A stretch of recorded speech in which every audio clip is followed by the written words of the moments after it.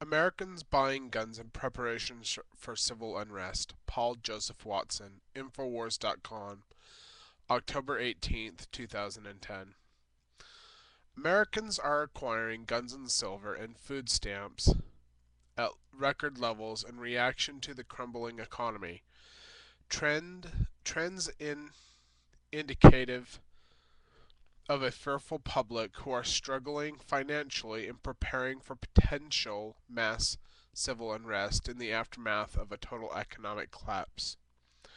FBI records and Google Trends show research show that firearm purchases are still at record highs, but that ammunition sales have leveled off, suggesting that a flood of first-time gun owners have rushed to protect themselves from the potential of higher crime and even civil unrest in the event of widespread economic and financial meltdown. That tells us that there are more first-time gun buyers coming in to buy firearms, and that speaks to your worries about security. They buy a few rounds of ammunition first time, but they don't buy more. Converge X Group Chief Market Strategist Nicholas Colas told CSNBC interests in silver coins are also surging, with Americans looking for more affordable ways to protect their increasingly devalued dollar savings, with many unable to afford to soar away with gold prices. Just 2 years ago, the silver coins were on the magnitude of 1 million units a month. Now it is 3 million a month, said Colas. Used car prices have also tailed off, a reflection of shaky confidence and the much heralded recovery of the U.S. economy.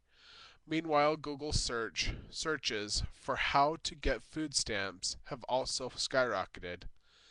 However, the steady increase in gun sales is just as much a reaction to the political climate as it is economic uncertainties. As we reported back in November 2008, just before Obama took office, the perceived anti-gun agenda of President backed by a Democrat-controlled House and Senate prompted a record surge in firearm purchases, with Obama's White House still full of anti-Second Amendment figures like Attorney General Eric Holder and Chief of Staff Rahm Emanuel. The American people are loath to become lackadaisical about their rights to keep and bear arms, particularly when active duty combat troops are being brought back from Afghanistan and Iraq to train on how to run local city governments and boss communities.